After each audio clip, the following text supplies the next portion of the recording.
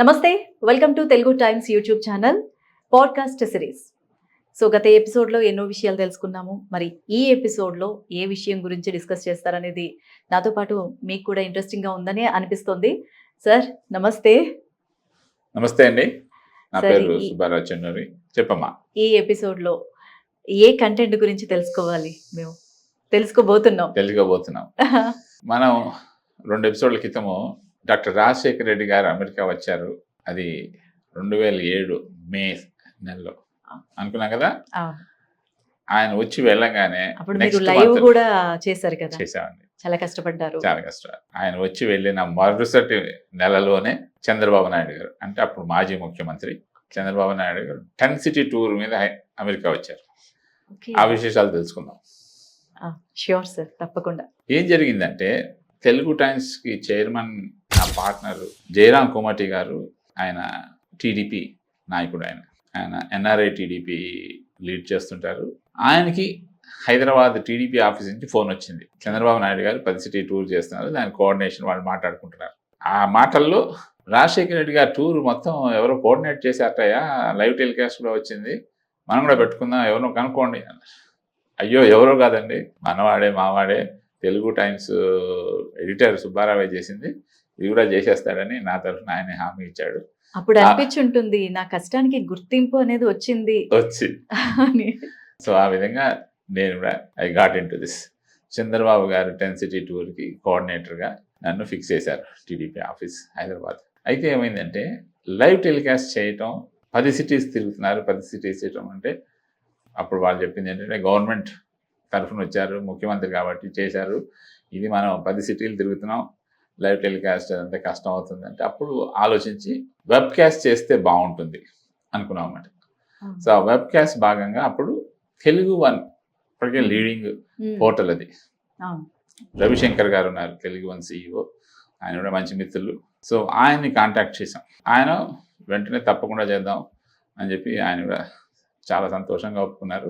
So Ravishankar గారు నేను కలిపి చంద్రబాబు గారు 10 సిటీ టూర్ కోఆర్డినేట్ చేశాం. రవిశంకర్ గారి బాధ్యత ఏంటంటే, ఆ పబ్లిక్ మీటింగ్స్ వెబ్ కాస్ట్ చేయటం. నా బాధ్యత ఏంటంటే, ముఖ్యమంత్రి గారి టూర్ అంతా కోఆర్డినేట్ చేయడం. సో ఈ విధంగా మొదలైంది. అప్పుడే హైదరాబాద్, నేను అప్పుడు అమెరికాలోనే ఉన్నాను.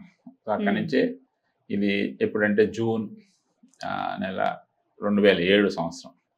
అక్కడి నుంచి చంద్రబాబు గారితో ఒక నిమిషం మాట్లాడి, తర్వాత ఆయన PROతోనూ PAలతోనూ మాట్లాడి మళ్ళీ ఒక స్పెషల్ ఇష్యూ తయారు చేసాం, తెలుగు టైమ్స్ స్పెషల్ ఇష్యూ. ఆయన జూన్ 25 బయలుదేరి లాస్ ఏంజల్స్లో దిగారు. లాస్ ఏంజల్స్లో దిగంగానే ఆయన హోటల్కి వచ్చేప్పటికే ప్రింట్ అయిన తెలుగు టైమ్స్ కాపీ చూపించి వచ్చేసింది అప్పుడే ఆయన కూడా సంతోషించారు అన్నమాట. అప్పుడే మళ్ళీ నేను ఇంకోసారి పరిచయం చేసుకున్నాను. అంత క్రితమే చంద్రబాబు గారు, నేను ఇండియన్ ఎక్స్ప్రెస్లో పనిచేసినప్పుడే 2-3 సార్లు కలిశాను, అది కూడా గుర్తు చేసి ఆయన కనెక్ట్ చేసుకున్నాను. Is very happy, very good అన్నారు. సో ఆ రోజు లాస్ ఏంజల్స్లో ఫంక్షన్ అయిపోయింది.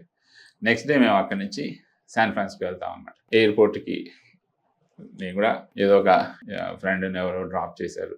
అప్పుడు ఊబర్లు గీబర్లు లేవు, ఎవరో ఒక ఫ్రెండ్ రిలేటివ్స్ ఎవరైనా వచ్చి దింపాల్సిందే, తీసుకెళ్ళాలి, పికప్ డ్రాపింగ్. సో నేను అక్కడికి వెళ్ళాను, ఎయిర్పోర్ట్కి వెళ్ళాను. చంద్రబాబు గారి టూర్లో ఆయనతో పాటు చాలామంది వచ్చారు నాయకులు. ఎర్రబెల్లి దయాకర్ రావు గారు, సుజనా చౌదరి గారు, నారాయణ గారు, గరికపాటి మోహన్ రావు గారు, ఈ నాయకులందరూ ఆయనతో పాటు ఉన్నారు అన్నమాట. కీలక నేతలంతా ఉన్నారు. సో ఎయిర్పోర్ట్కి వెళ్ళాము. నేను ఎయిర్పోర్ట్కి ఎవరో డ్రాప్ చేశారు, వెళ్ళాను.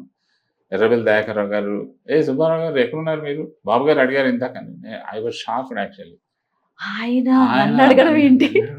అని పరిగెత్తుకుంటూ భయంగా దగ్గరికి వెళ్ళాను. ఏమండి, నిన్న రిటర్న్స్ అన్ని పంపించారా, పేపర్లకి? పంపించాను. ఈనాడులో వచ్చింది చూసారా? చూశానండి, లక్కీలీ చూశాను నేను. ఓ వెరీ గుడ్ అన్నారు. అంత పెద్ద ఇంటరాక్షన్ అంటూ ఏం జరగలేదు, కానీ ఒకటైతే అర్థమైంది, ఆయన CEO, పని జరగాలంటే ఎవరికి ఏ అసైన్మెంట్ ఉంటే ఆ అసైన్మెంట్ జరిగిందో లేదో చూసుకుంటాడు. నెక్స్ట్ 10 days ఒళ్ళు దగ్గర పెట్టుకుని పనిచేశాను. అంటే వచ్చిన వెంటనే మిమ్మల్ని పిలవడం అనేది అక్కడే అర్థమైపోయింది. Assignment is very clear. ఇది CEO, మెటీరియల్ అంటే CEO అని. అందుకని ఆంధ్రప్రదేశ్ CEO అనే పేరు సీఎం ఈజ్ సిఇఓ అనే పేరు చంద్రబాబు గారితోనే వచ్చింది కదా అప్పట్లో. అక్కడి నుంచి శానోజే వెళ్ళాము. శానోజే ఎలాగో ఎన్ఆర్ఐ టీడీపీ మొత్తం యుఎస్ కోఆర్డినేషన్ చేస్తున్న జయరాం కోమాటి గారి అడ్డా, ఇంకా చెప్పాలంటే మా తెలుగు టైమ్స్ అడ్డా. అక్కడే 3 రోజులు ఉన్నారు సీఎం. ఆయన చంద్రబాబు గారు సైకిల్ ర్యాలీ చేశారు, చాలా ఆయన సంతోషించారు. ఆ తర్వాత చుట్టుపక్కల ఐటీ కంపెనీలతో దానికి ఒక చోటుకి వెళ్ళారు.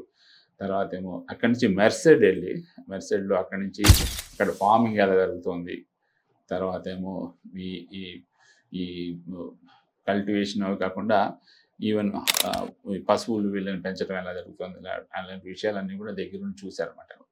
అక్కడే మెర్సెడ్లోనే డాక్టర్ లక్కిరెడ్డి హనుమిరెడ్డి గారు అని ఉన్నారు, ఒక పెద్ద ఆయన.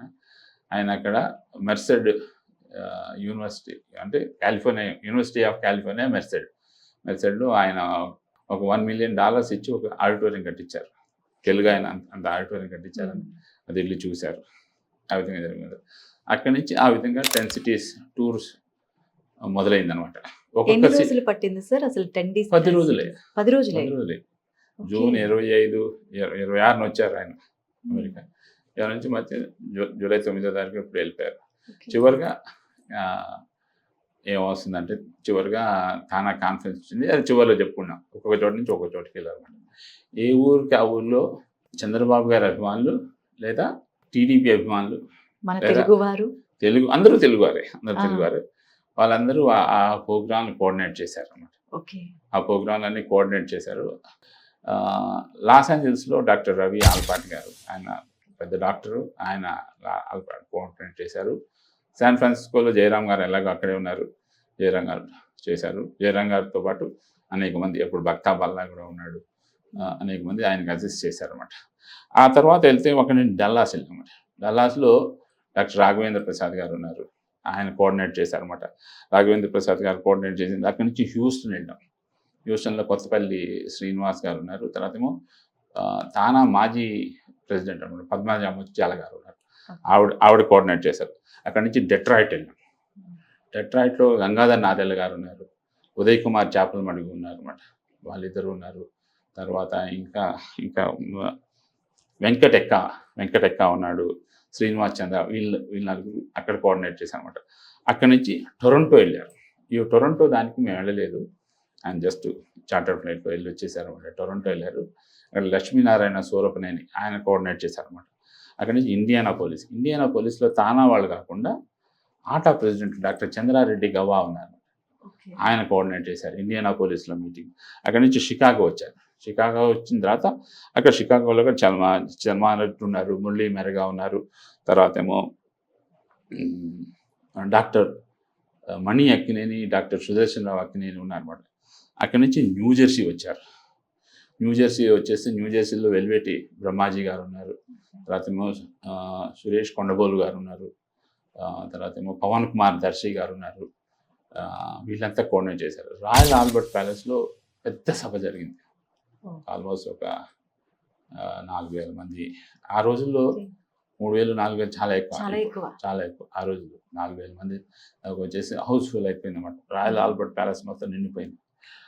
ఆ తర్వాత చంద్రబాబు గారు బై రోడ్ వాషింగ్టన్ DC వచ్చారన్నమాట. అంటే వరుసగా ఇవన్నీ డేట్స్ ప్రకారం చూసుకుంటూ వస్తే 26 నుంచి 4వ తారీఖు వరకు వరుసగా నడిచాయన్నమాట. ఆల్మోస్ట్ ఒక్కొక్క రోజు ఒక్కొక్క సిటీ. ఎక్కడికక్కడ నా ఉద్యోగం ఏంటంటే జరిగిన ఈవెంట్ హైదరాబాద్లో ఉన్న డైలీ పేపర్స్కి పంపించటం, ఛానల్స్కి న్యూస్ ఐటమ్ ఉంటాం అన్నమాట. అదేవిధంగా పబ్లిక్ ఫంక్షన్ జరిగితే పబ్లిక్ ఫంక్షన్లో వెబ్కాస్ట్ చేసేవాళ్ళం అన్నమాట. ఆ వెబ్కాస్ట్ చేసేవాళ్ళం. తెలుగు వన్ కోఆర్డినేట్ చేసినారు అంతా కూడా రవి ప్రియాంకర్ గారు ఉండేవాళ్ళమాట. మేము శానోజేలో ఉన్నప్పుడే అప్పుడు నారా లోకేష్ ఆయన స్టాన్ఫోర్డ్ యూనివర్సిటీలో చదువుకుంటున్నాడు. ఆయన అప్పటికి స్టూడెంట్ చదువుకుంటున్నాడు. ఆయన వచ్చి మమ్మల్ని అందరూ వచ్చి టీం అంతా కలిసారు అన్నమాట. చంద్రబాబు గారిని కలిసారు. అప్పుడే నేను ఫస్ట్ టైం లోకేష్ గారితో ఇంటరాక్ట్ అయ్యామాట. ఎలా చేస్తున్నారు ఏంటి అన్ని ఆయన అబ్జర్వేషన్ ఎక్కువ, అన్ని ఏం చేస్తున్నారు అని అడిగి తెలుసుకున్నారు అన్నమాట. కానీ ఇప్పుడు పెద్ద పొలిటీషియన్. లోకేష్ గారి టూల్ కూడా తర్వాత లోకేష్ గారి టూల్ కూడా నేను కోఆర్డినేట్ చేశాను. ఇంకా తర్వాత చెప్పుకుందాం. ఇప్పుడు చంద్రబాబు గారు ఫైనల్ గా థానా కాన్ఫరెన్స్ వాషింగ్టన్లో, ఈ థానా కాన్ఫరెన్స్ చాలా హైలైట్స్ ఉన్నాయి. బిల్ క్లింటన్ అమెరికా మాజీ ప్రెసిడెంట్, ఆయన చీఫ్ గెస్ట్గా వచ్చారు. నాకు తెలిసి ఇది 2007 తానా కాన్ఫరెన్స్ జరిగినట్టు బిల్ క్లింటన్ అంటే ఒక అమెరికా ప్రెసిడెంట్ అంటే ఓకే మాజీ ప్రెసిడెంట్ తెలుగు సభలకు రావడం అనేది అంతవరకు జరగలేదు. అది హైలైట్. ప్రెసిడెంట్ కదా ఆయన వచ్చారు. ఆయన వచ్చినప్పుడు చంద్రబాబు గారు ఆయన ఒకే స్టేజ్ మీద ఉండి ఇద్దరు మాట్లాడుతున్నారు. అంత హైలైట్ అయింది ఆ కాన్ఫరెన్స్ గొప్పతనం. ఇంకా చెప్పాలంటే సతీష్ వేమన అప్పుడు ఇప్పుడు ఒక పెద్ద నాయకుడు సతీష్ వేమన అప్పుడు తానా కాన్ఫరెన్స్ లో ఈజ్ అ కీ పర్సన్. అక్కడ కూడా యువనేత అనుకోవచ్చు.